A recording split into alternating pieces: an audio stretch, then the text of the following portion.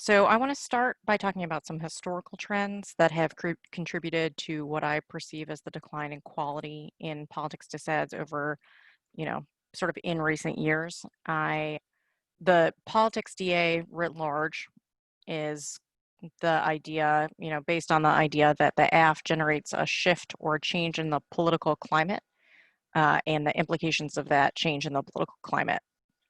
And I think that a lot of, sort of logical and basic problems with politics DAs can be traced to the fact that any change that is generated in the political climate by the affirmative is a lot less likely to overcome kind of the prevailing political incentives that politicians have, which have become more sedimented over time. And when I wrote, when I write this elective description, I've been giving it for a few years, and I have traced I have at different times said it's the 2016 election, it's the 2012 election, and since this particular moment in time, there have been no good politics dissents anymore. I think that really the historical trends that I'm going to talk about can be traced to the 80s and 90s. So, arguably these problems go back further than we like to trace them, but I do think that developments in recent years have only solidified and demonstrated many of the problems that we'll talk about. So Jonathan Haidt and Sam Abrams in 2015 wrote an article for the Washington Post called "The Top 10 Reasons American Politics Are So Broken." And there's, I'm not going to go through each of those 10 reasons, but a few of those that I think are really salient for how our dissents pan out. Number one is that the two parties have purified themselves ideologically, such that the way in which members of a particular party identify and the set of things they believe in and ideas that they believe in, and then consequent policies that they support, have become more rigid, so that there's less room for in the middle or dissensus within a particular party. So both Republicans and Democrats have purified ideologically. And as politics polarized, this is Haidt and Abrams' argument number two, so did many Americans. So political polarization both reflects and shapes polarization within the American public. So people who identify as one party or the other tend to basically fall in lockstep with the ideology of their party and vote very consistently for the people within that party. We'll talk more about that in a second. The rural-urban divide has grown into a gulf, say Haidt and Abrams, which reflects diverging interests and values. That's basically the idea that people who live in cities live very different lives than people who live in rural parts of the country, and the different lives that they live inform their politics and contribute to that overall polarization. And there's kind of the various threads of polarization and partisanship have created a divide in which partisans on either side really dislike each other more intensely, which you can see at the congressional level complicates, sort of deal making that dominated congressional politics for much of the 20th century. There was a lot of log rolling and deal making agreements. I'll support you on this if you back my measure on this other thing, or people stepping across the aisle to say, like, I don't necessarily agree with the other party on a lot of things, but I am willing to support this measure because I think it makes economic or social sense. That is all kind of over time become less and less common and less possible. There's sort of an interesting, another Haidt and Abrams 10 things is rule changes and culture changes in Congress made it harder to maintain cross-party friendships. There's an interesting deep dive that you can do on what those rule changes were. Newt Gingrich, who was the Speaker of the House, the Republican Speaker of the House elected in, I think, 92, is responsible for a bunch of rule changes that are described to have really consolidated power at the top of the party. And to give individual congresspeople and committee chairs and people on individual committees sort of less autonomy to make agreements with one another and come up with sort of collective solutions, and rather made it more likely that they would be required to fall in lockstep with the party leadership. Two more that I think are really important. The media environment has shifted, making it easier for partisans to confirm their worst suspicions and putting pressure on politicians to play to the extremes. So that same kind of polarization, there's not much room in the middle. of American politics is really reflected in our media landscape. So most people get their information from sources that already agree with the political perspectives that they prefer. So Fox News on the right, you know, whatever cross section of mainstream media you consider to be liberal on the left, or the New Yorker and the Atlantic and the, you know, those kinds of sources. A lot of people also get their news from Facebook, which, you know, Facebook, Twitter, other social media, which, as you have probably encountered, has its own sort of echo chamber effect where you're only getting a given perspective and you only ever see news or opinions that reinforce your pre-existing beliefs. And then the last one that I wanted to mention from this article is, as the costs of campaigns increased, politicians have become increasingly afraid of offending their party's donors. So at a basic level, politicians, you know, need campaign contributions to get reelected, and those campaign contributions thus incentivize them to, you know, in many ways be beholden to those who have funded their political rise, right? And so, you know, this is why you'll see lots of, you know, people talking about how much money the NRA gives to Republicans, and that's a big reason that, you know, major gun control has not been possible at the congressional level, because Republicans in Congress are so beholden to the people funding their campaigns, and that includes a ton of money from the NRA and other pro-gun groups. And so as campaigns get more expensive, that requires ever more money from political donors, which, you know, sort of then shapes politicians' incentives once in office. There is a similar or related article that I read this year. The University of Michigan conducted a study of national elections and concluded that as the ideological contrast between parties have grown sharper over the past quarter century, fewer and fewer people will split their tickets. So ticket splitting refers to voting for, you know, this is in presidential elections, voting for one party at the top of the ticket and then a different party for individual congressional races. That back in the 70s and 80s, about a quarter of people would split their ticket, vote for one person at the top and the other party, or one party at the top, the other party lower down the ballot. And now that has progressively declined every year since the 2000 presidential election, and now only 10 to 14% of voters cast split ticket ballots in Senate elections. So that obviously, that's both kind of consequence or effect, and I think a directly relevant argument for some of the Ds that you'll debate this year, that people are, as polarization has increased, people are less willing to, you know, prefer one candidate at one level of the ballot and the opposite party at another level. So just all part of the same kind of like polarization has really, you know, permeated our politics and affects the ways in which political decisions are made, including at the individual level. So I want to next give just some general things about debating politics dissents, and, you know, a lot of this background or historical context informs some of the arguments that we'll talk about.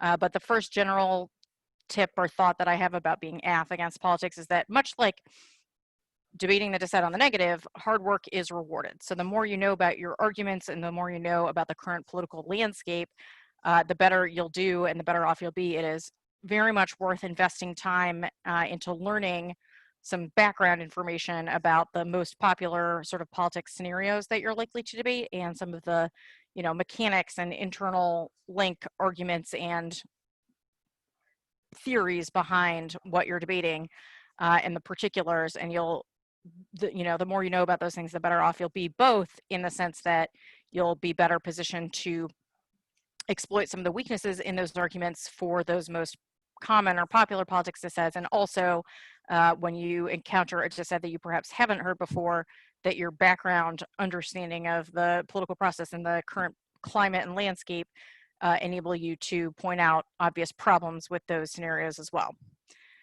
The second kind of tip that I have here is 2AC blocks to politics dissents should be perfected. This is an area where I think it really benefits you to kind of hone your block writing. Your 2AC blocks should be very efficient. They should make arguments at each level of the disad, and we'll talk more about the kind of particulars of that in a little bit, and make the block as difficult as possible. So the reason that, many negative teams love politics disads is because you get to read a million cards, kind of bury the 1AR, make the AF's job more difficult by having a million cards on each argument. You can make that harder on the negative by writing a very good 2AC block that combines kind of analytic indites to the logic of the DA and the evidence that they're reading with some good cards on critical issues.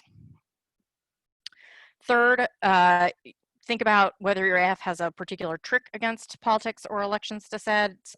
Depending on your circuit and depending how much you debate politics disads, sometimes it's, worth writing an AF that has this kind of trick. If this is something that the most common negative strategies involve politics disads, having an AF that has a trick can really benefit you. So, obviously courts affirmatives on this topic, you potentially have T problems, but certainly have an angle against the most common politics disads. Anything that, involves agencies or is shielded from public view, so AFs done in secret. There are definitely ways to write AFs to have an inherent or built-in trick. The next, and arguably thesis level claim of this whole elective is that the easiest, or I think best way to beat politics disads is through a combination of smart defensive arguments and then winning a big risk of your AF or your offense, meaning, sometimes that requires a solvency deficit to whatever the counterplan is.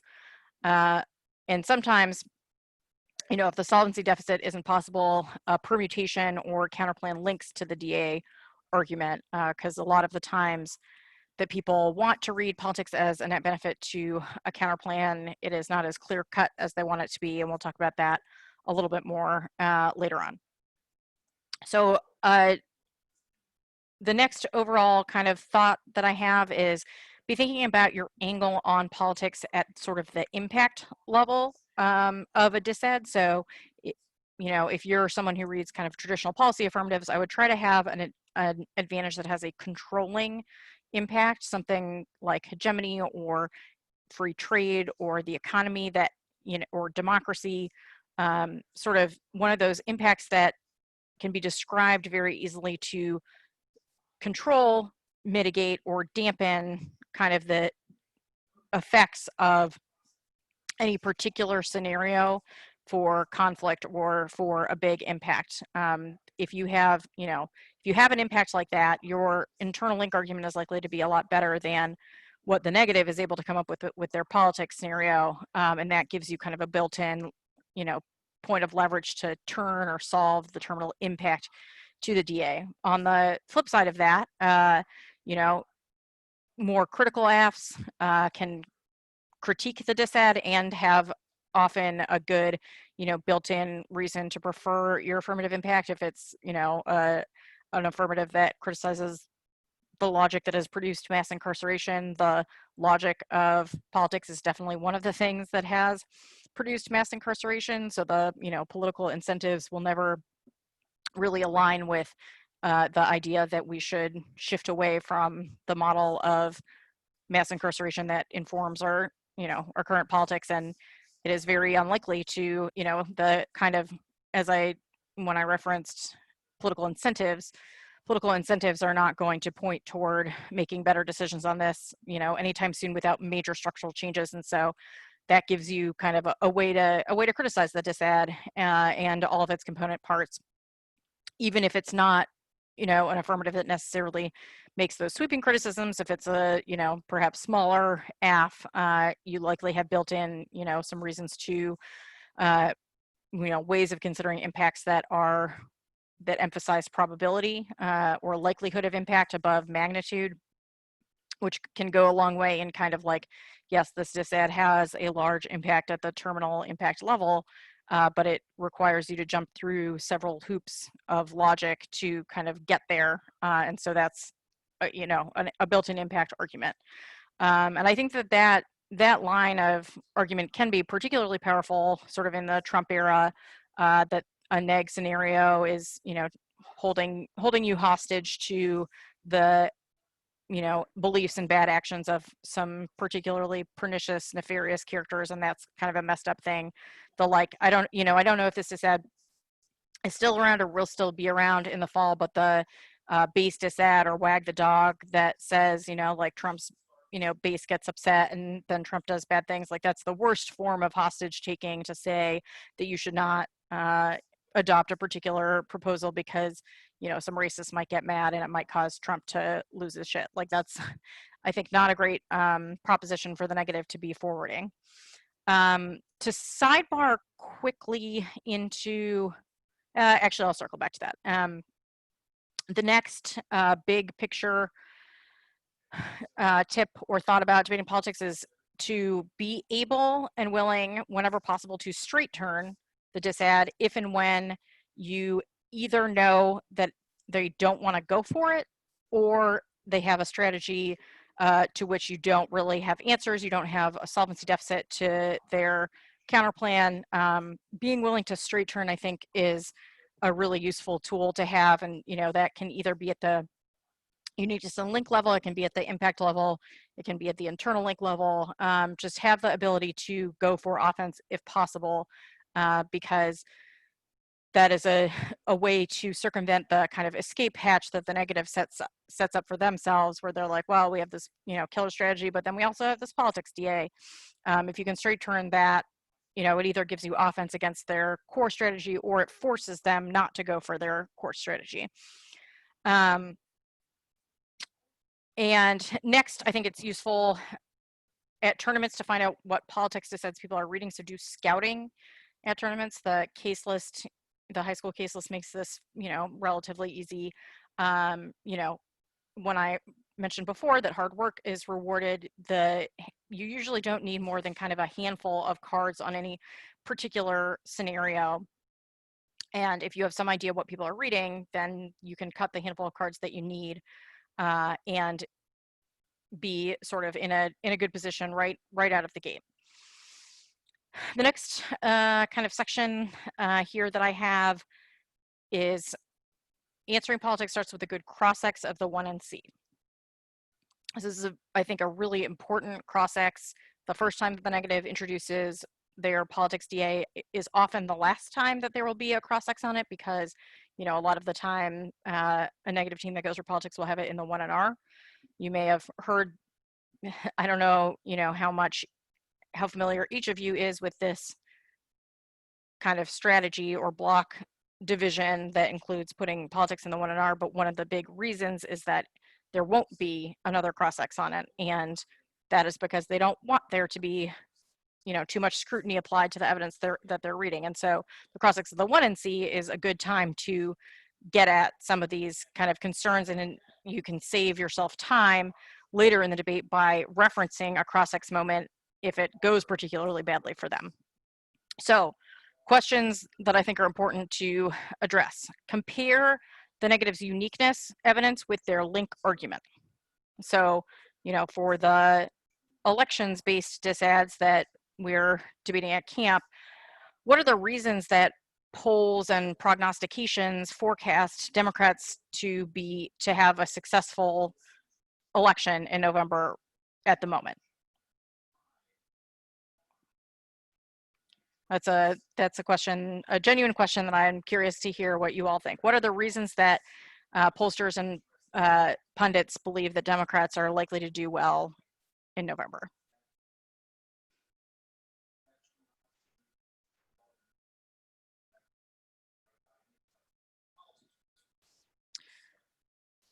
No one has any thoughts? Well, there are a few reasons. One of them is that Trump is historically unpopular, and that typically has a negative effect on his chances of re-election and on the associated chances of Republicans down ballot. Another big one, and not disconnected from the first, but kind of COVID has been really bad for Trump and the Republicans, and those are two of the main reasons that are cited. And so uniqueness evidence that the negative reads in the 1 and C, even if it doesn't directly cite those factors, or even if the highlighted or underlined part of their evidence doesn't cite those factors, it's very likely that somewhere in the card there is a reference to either COVID, historic unpopularity of Trump, or other factors that that are unrelated to the AF, right? So reasons for uniqueness are mismatched with kind of saying, well, criminal justice reform makes Trump look good or makes the Republicans look good. Those things are disconnected from each other, right? So it can be true that criminal justice reform makes Trump look good, and also that the prevailing forces of, you know, economic and public health consequences of COVID and historic unpopularity of the president are stronger or more influential than the effect that the plan would have. So you want to, you know, get at basically the idea that the reasons that their uniqueness argument is true are things that the plan would not affect or not change. Another or next kind of like category of questions are some of the link arguments behind the link. So if it's a political capital DA, I would ask what political capital means. Like, what is it that the negative is talking about when they say the plan costs political capital? And I have a quick tangent about this just because I think it is, you know, so ludicrous that anyone would read a political capital dissent about Trump. Political capital disads in the past, you know, center around the president's influence, his ability to get things done, his leverage with members of Congress. And the problem with Trump in this area is that he has never really had a coherent legislative agenda. So he's never had a set of things that he wanted to accomplish that he would be influencing that kind of leverage with Congress people about, right? So actually talking to them to try to get them to vote a particular way is like not a thing that he has ever really cared about. The signature accomplishment or the biggest accomplishment that he has had legislatively is the, you know, big tax reform, tax cuts that were passed back in 2017, I believe, which was primarily the work of Paul Ryan and Mitch McConnell. So it was passed because of the, you know, boots on the ground of the Republican leaders in Congress. The next problem is that the various scandals and problems plaguing the administration, the sort of lack of respect for Trump among political elites, all kind of influence and alter the way that we think and talk about political capital and the way it could possibly operate. So one person wrote in 2018, the senior vice president director of policy at the Center of the Study of the Presidency in Congress said, looking back at President Trump's first year, it is almost telling that it ended with the specter of a government shutdown. It reflects the continued breakdown of political functioning, yet provides the media the drama they need to remain in high dudgeon. These are all trends that existed long before Trump and Trumpism arrived on the political scene, as our political incentive structures favor tribal partisanship instead of compromise, with a growing media universe dedicated to covering and dramatizing each step of the political horse race. Using the lens of history to understand the first year of the Trump presidency shows us how it is both a symptom of and accelerant to the breakdown on American politics. I really like that quote because it both speaks to the reasons that I think political capital-based disads and many other agenda disads just don't make a ton of sense anymore, and that the reasons for that have been present and have been accelerating, but that Trump really highlights those problems. Anyway, that's all a way of getting at asking the negative about their link argument. And if it is about political capital, you know, why does if by some, you know, measure of genius, they have a scenario that is about the president's political capital that, you know, sort of makes a basic level of sense, you want to ask why the plan means that that capital, you know, vanishes, or why are the, you know, the speeches and the individual meetings no longer possible. I would also cross-X the negative in the 1 and C on the internal links to their impact. So this is an area where I think the negative often gets away with murder, basically, that internal links to the impact tend to be overstated, to say the least. An internal to be, you know, a negative disad that I think is at all credible or at all quality, they need an internal link that not just says that something would be good. So like it would be good for Democrats to win the Senate or Biden to win the presidency, but that a reverse causal claim that the elections going the other way would actually trigger or engender a particular set of impacts. And that is, you know, perhaps the easiest or best, the best, you know, scenario for the neg here is definitely the presidential election, in that the internal link evidence probably does say, like, well, Trump getting reelected would be a disaster. Like, fully on board with that. That is fair enough. That is one disad where maybe the internal links don't have these problems. But any other disad, so anything about the Senate elections that says, you know, Democrats need to win this chamber of Congress to do chamber of Congress to get X accomplished, they need to be able to prove that Democrats being in office will actually cause that to happen. That not just, well, Democrats are interested in, you know, if they have control of the Senate, they would like to do some set of things. The negative needs a card that says that failure to get elected, or, you know, not being in Congress dooms that thing, and that if elected, they actually could and would accomplish it. So something like, you know, the warming scenario or the filibuster scenario that are about what the Democrats would accomplish once in office, the negative needs to win and have evidence to support that once in office, this is something that the Democrats would actually focus on and be able to achieve.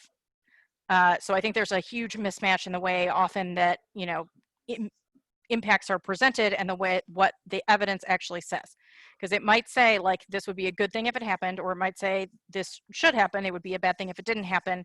But having the connection between winning the office, being able to achieve the thing, focusing on the thing such that it gets achieved, and then the terminal impact, I think there's a huge, you know, there's a ton of room for disconnect. And I think most cards on this are not actually very good.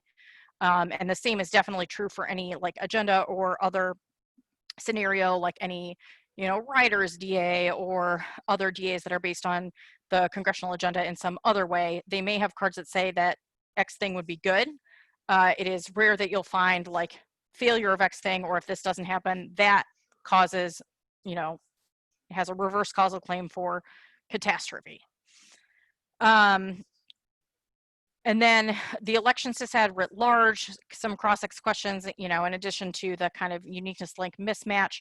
Often the biggest weakness in an elections-based disad is whether the issue is able to actually swing the election one way or the other, or shape outcomes enough to actually, you know, be the difference between, you know, Trump or the Republicans win control versus Biden / the Democrats win control. So, you know, it might be the case that voters are interested in criminal justice reform. It does not necessarily follow that being interested in criminal justice reform means that once accomplished, this whatever subsection of voters it is, you know, changes their vote. So if is there a scenario that there are people who are currently planning to vote for Democrats that end up shifting, you know, changing their minds and voting for the opposite party? Is it about people who are not currently planning to vote who suddenly turn out, right? A bunch of elections, a bunch of what actually affects elections, and you can certainly read lots about this, you know, all over the internet, is about turnout. And that poses a problem, poses a pretty substantial problem for the negative, in that, you know, it can be the case that a voter cares about an issue. It has to really affect them individually to shape their turnout, or to mean that they show up or don't show up on election day. And there's lots of, you know, good evidence on this, and that you can read and look for about how, you know, turnout will determine this election, and what shapes turnout is a whole bunch of other things that are not about the plan. The other big one, I think, on this in our current climate is that we are in the midst of a global pandemic, and that most people thinking about the election are thinking about how that pandemic will influence the outcome. And the idea that criminal justice reform could overtake sort of the economic and health and other effects of that pandemic, and how the response is perceived, that a thing like the AF could be could become more important than that, I think is a really serious problem for the negative. We want to talk about the 2AC on politics. So first and most important, what I think makes a good 2AC on politics is one that makes arguments at every level of the DA. So I referenced this earlier, and we'll talk about each of these. But the, politics DAs require, it's a complicated dance. It's a bunch of moving parts that have to all fit together. And if your 2AC makes arguments at each of those levels, it raises the burden and the bar on the negative to prove each part of their DA. And this does not mean that you have to read a card on each of these levels. In fact, I would say that there are several arguments the 2AC should make that don't require a card, but that are worth making nonetheless. So, for one thing, if you've conducted a successful and strong cross-ex of the 1NC, you may have identified problems with their DA and with their evidence that you can point out analytically and don't have to read a card. I think that each of the arguments that we'll talk about in a second here could be made analytically, and that I would weigh for yourself where you think evidence is most impactful, and where you can probably make the argument just as well without reading a card, because I think there are there's plenty of space for both, and I would never read more than one card on any of the given kind of, sections or components of the DA, because you want the greatest possible diversity of arguments in the 2AC. So uniqueness, this is where a card is worthwhile, but I would only read one. Any more than two is definitely overkill.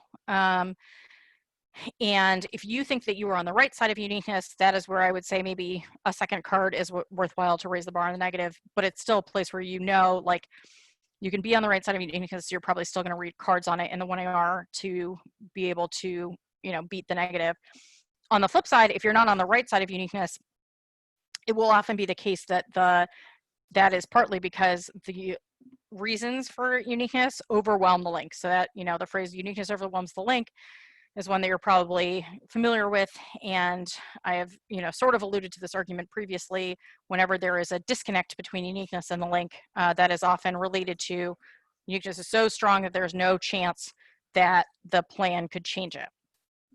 All of which is to say that if you think that is one of the arguments that you want to go for against a politics dissent, I think it's often a very good strategy, but I would not, you want to start that debate in the 1AR, which is to say the 2AC should read a uniqueness card going the opposite way as the next DA to let the negative get themselves into trouble by reading a bunch more cards. So if you say, no, the GOP is going to win the election now, the neg is like, okay, great, like let me unload my 15 card block on, no, the Dems are definitely going to win. That evidence will demonstrate the ways in which the plan does not affect those reasons that the Democrats are going to win.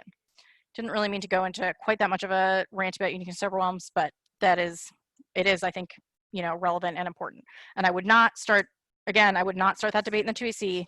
I would not say uniqueness overwhelms the link in the 2AC. I would let the negative get themselves into trouble with their cards by saying non-unique in the 2AC. Second category, you want to contest the uniqueness of the link. So you've made arguments about the uniqueness of the overall scenario.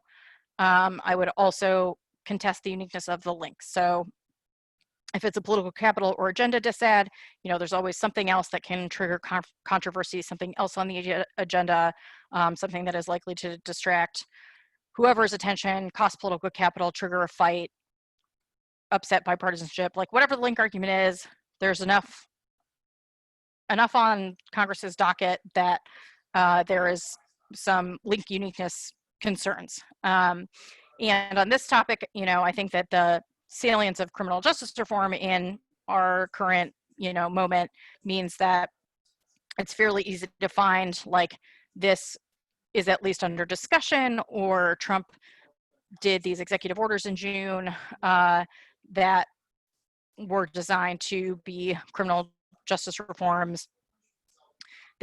I think it's very easy to generate link uniqueness arguments, and the reason that these are valuable, it is difficult for the negative to answer without, again, getting themselves into trouble. So their answers to, here's this other criminal justice bill that's being debated might be like, oh, that bill isn't very significant. or that bill is not going to, shift the outcome of this other thing. And the reasons for that being true are often reasons that you can apply to the affirmative as well. So link uniqueness is super useful, for elections, things like the First Step Act. Again, the negative has to be careful in answering this. They have to say like, oh, this wasn't that big a deal, or this didn't, go far enough. And whatever they have to say is likely to get them into trouble in trying to pare down their link argument enough to apply to the F. Link turns, I would have in the 2AC if you do not have other offense, and we'll talk about other offense in a second. But I think that having offense in the 2AC is good, even though I think it is not that important by the end of the debate. Making the block's job harder means having an offensive argument that they have to contend with. So, you might have link turns about the, maybe the plan for the elections to set. I would read link turns about how the plan, actually antagonizes or turns off some of the sort of more moderate Republicans that, complicates the link story. Agenda disads, if there's any group that likes the plan and is, energized or motivated, that might influence the agenda. It really depends on what your AF looks like, what kind of link turns you want to read, and it also depends on the particular scenario. So I don't want to, spend too much time here because I think so much of it depends on the particulars, but link turns are useful. I think it's also useful to make a link defense or minimization argument in the 2AC. This is, again, a place where evidence does not necessarily have to be read. So, the negatives link evidence assumes big sweeping criminal justice reform. The AF is, a subsection of that goes unnoticed for whatever reason. Just whatever defensive argument you think you can make forces them to have to, develop their link argument further. The defense to the sort of internal link and impact is where, I think that, again, the AF is in a pretty good position. Logical internal link related arguments are extremely useful and often very persuasive, particularly sort of the more silly or contrived the politics dissent is. So, I get this question a lot that's like, well, how do I deal with new disads or disads I haven't seen before? The internal link is often the place where I would focus my attention and energy because it is the place that is the toughest for the negative. So, the bill that is the thing that their disad might be about, if it's anything agenda-based, rarely solves the impact. That was kind of the rant that I went on earlier. There is rarely a compelling reason that a singular piece of legislation, especially in, a time of extreme congressional gridlock and polarization, that one particular bill could have a sweeping effect on, any possible scenarios. And you can also point out, like, anytime that there's a disconnect between the people often read impact arguments or internal links that are based on different versions of a bill. So they might be reading like this, their 1C impact is like, oh, the, Senate Dems key to solve warming, and their, that card is about like, what are the Senate Dems going to accomplish if they take office? And then in the block, we'll read a bunch of cards about like, oh, there was this House, set of House Democrats that put forward a climate change plan. Those things are different from one another and disconnected, and there is no guarantee that any given, proposal by the House will be passed by the Senate. In fact, it is very likely that in the reconciliation process, that legislation gets watered down. And so arguments about kind of like, where are they reading evidence that doesn't line up, I think is super useful. I would also just generally say the solvency or reverse causality of this impact is problematic. If you're going to impact turn, and this is another, I said that offense is good and that sometimes it means impact turning. I think that impact turning is a good tool to have in your arsenal, a little bit underutilized. People don't tend to do it as much anymore. And I think that it's, worth developing, especially for some of the more popular scenarios, if you don't think that you otherwise have a good angle. And you should always be this does not mean impact turning the terminal impact. So I wouldn't be reading like DDEV against politics DA or like hedgebad, but you should impact turn the internal link argument. So whether that means a particular bill like USMCA, like that bill is bad, or, you know, Democratic winning is actually bad for, you know, this set of reasons, you know, just it's the connection between the internal link and the impact that you want to be impact turning.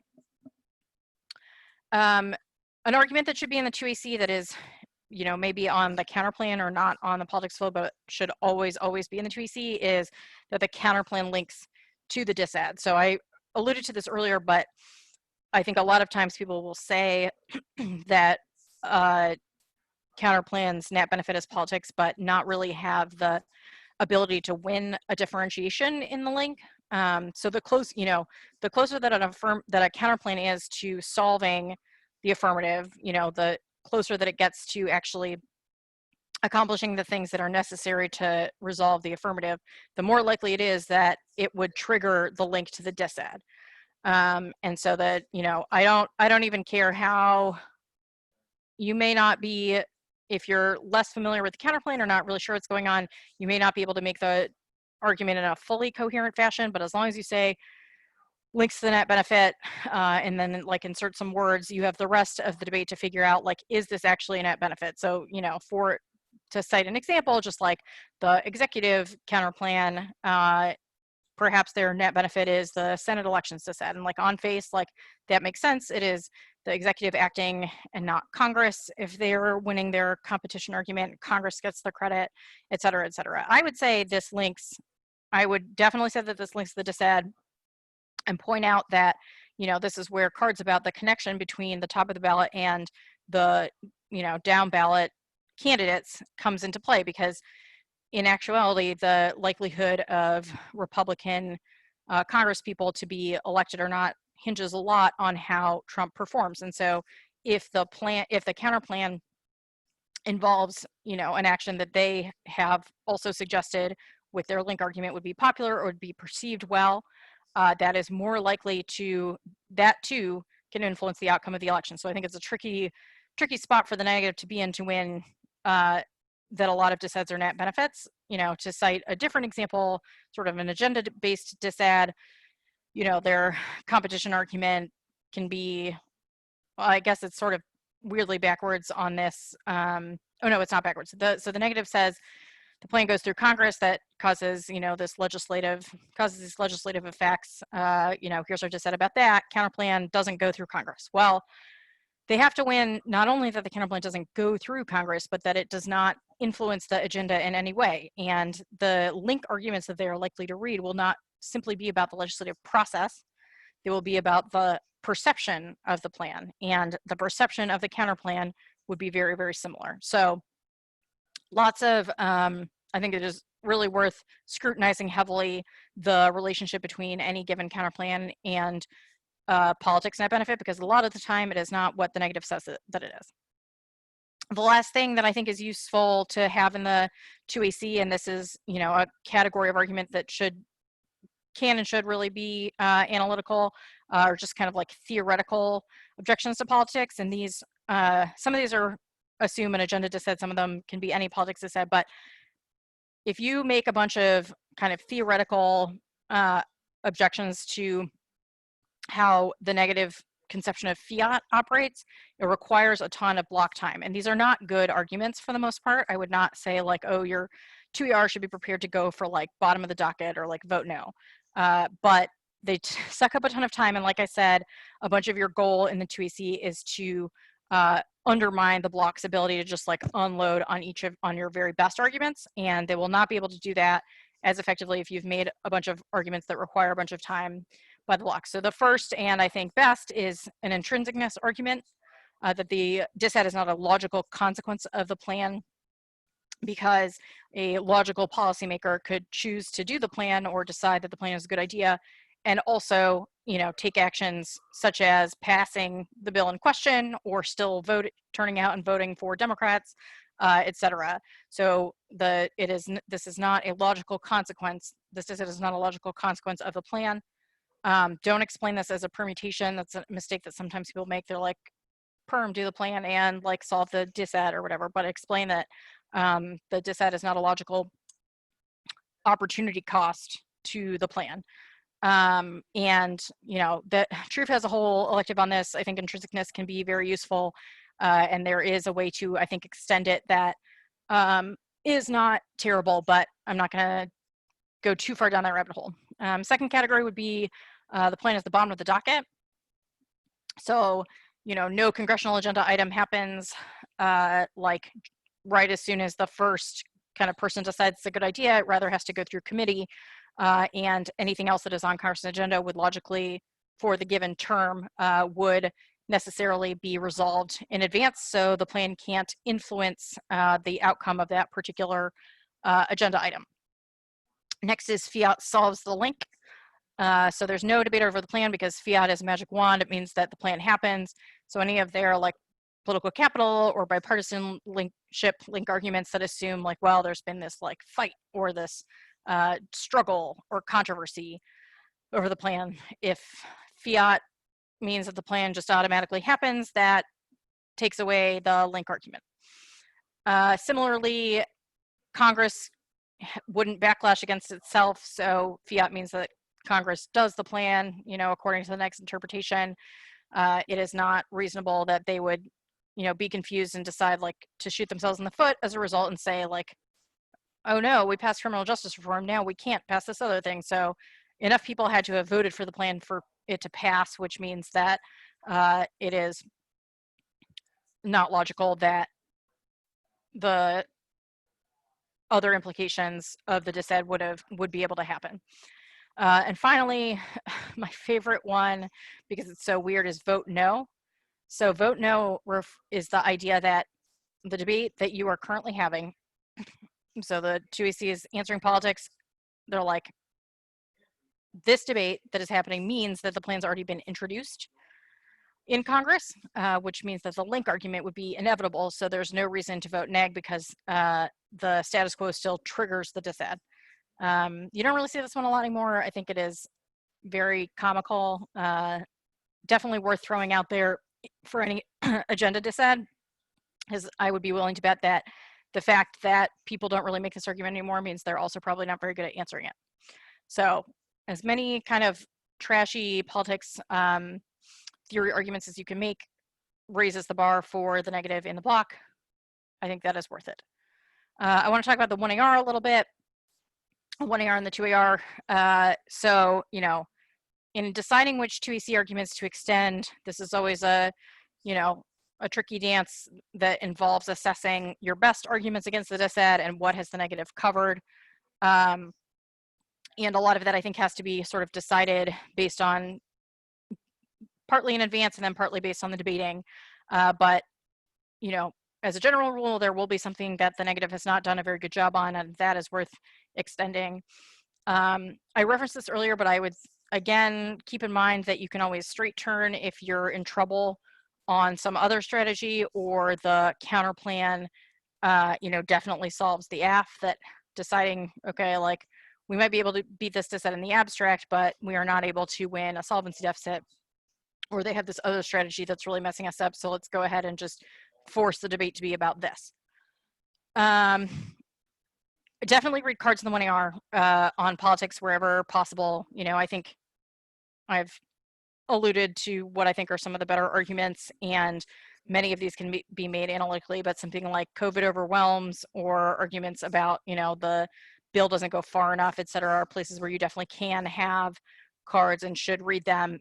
And the more, you know, the more the argument is in the truth direction, the harder it's going to be for the negative to get kind of out of that hole. I talked about this a little bit kind of in different places and in passing, but use the negative's evidence against them wherever possible. So they read a bunch of additional uniqueness cards in the block, point out, you know, you can always concede the distinct warrants to make an argument that uniqueness overwhelms the link, that they, here are all the reasons that they have given that this thing will happen now, will pass now, will win now. The AF doesn't affect any of these. Uniqueness is so overwhelming that there is no, you know, conceivable or plausible link argument anymore. any place where they, another one that I talked about earlier was like answering link uniqueness arguments, anything that you can point out, like they have said, well, this bill doesn't trigger the link because it's not big enough. Here's why the plan is also not big enough.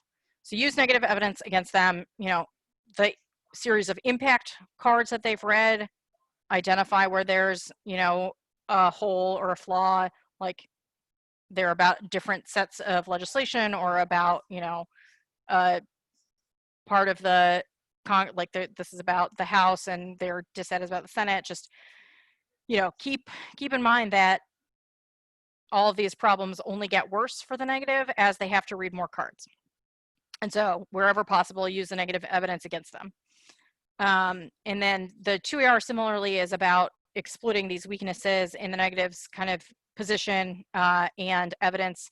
It's important to have read through the negative evidence to be able to use it against them. And, that won't always necessarily be possible in the 1AR, but you want to get out the argument so that the 2AR can really here are the cards that they have read that demonstrate, will like point out these, will re-highlight parts of the negative evidence to demonstrate this problem, etc. Use cross-ex in both the 1AR and the 2AR to your benefit. So, anywhere the negative was unable to explain their argument is one that you want to flag in cross-ex. I think it is often, very good 2ARs against politics often set up the like series of things that you need to believe to vote for this disad. So like, you have to believe that, criminal justice reform is so powerful that it can tip the outcome of the election, but you also have to believe that, the Republicans' responses to, protests do not overwhelm the plan. And you have to believe that once in office, the Democrats will achieve this set of things and that will happen on a quick enough timeline to solve the impact. So a lot of times negative will get themselves into a pickle by being like, our dissent is faster and we think that it happens faster than the AF. But if the timeline for often that, disagrees with the timeline for actually solving their impact, if there's a big economic decline coming up as a result of failure to pass stimulus, they might not be able to, that impact might not be resolvable in time. And then other than that, as I have said, you need to win your offense and compare it to the set of things that the negative is asking the judge to believe. And I think that if you've constructed your AF well and are debating it well, that you end up in a pretty good place because you're, comparing something that is likely a lot more true to a fairly contrived scenario. And, as long as you can win your AF or win a solvency deficit, that comparison will, play in your favor a lot of the time. I want to talk really quickly about answering disads you haven't heard before, and then I'll open it up for questions. So anytime you're debating a politics disad you haven't heard before. So for starters, if you haven't heard it before, it's probably for good reason. You should, before every tournament, research, likely disad. So if you have, this is what I said earlier about the, benefit of doing research and work to know what is likely to be a negative disad. You can cut answers to that in advance. And you should also cut cards on what you think are the likely scenarios based on that, because any disad that you then haven't heard, again, it's probably for a reason, it's probably pretty contrived, and you can read cards on, well, this other, legislative item is more pressing. This is what most people are talking and thinking about that. This is more likely to affect the outcome of whatever your like nonsense scenario is than the plan possibly could be. Things like that. So have cards on the likely scenarios to answer disads you haven't heard before. And then scrutinize the evidence. So, a lot of what this elective has focused on is where are there likely to be problems? I would be particularly on the lookout for disconnects between uniqueness and the link. I would be on the lookout for weakness in the internal link and its ability to solve the impact. And I would be on the lookout for, places where the impact argument arguments don't line up either with one another or with the link or uniqueness arguments. And I think a lot of the time that, you know, scrutinizing the dissads on those levels will, you know, get you far enough, and you will be able to win debates even against a dissad you've never heard before, that you don't necessarily have cards about that specific thing. You just need to be willing and able to call out the negative on their bullshit. So that's kind of the set of things I would most likely keep in mind. What questions do you all have?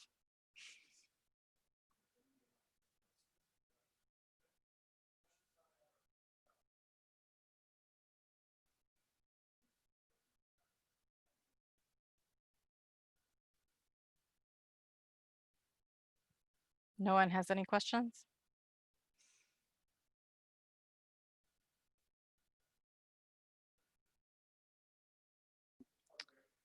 No big deal. If not, I can let you go about the rest of your day. But I hope this has been helpful, and appreciate you all coming. Yeah, have a good day. Thanks, y'all.